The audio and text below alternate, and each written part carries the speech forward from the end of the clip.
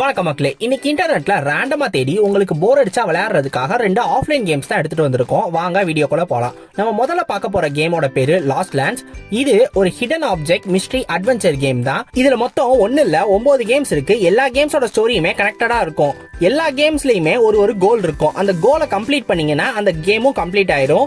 இந்த கோலை கம்ப்ளீட் பண்றதுக்கு நீங்க வேற வேற லொகேஷன்ல போய் வித்தியாசமான நிறைய டாஸ்க முடிக்கணும்.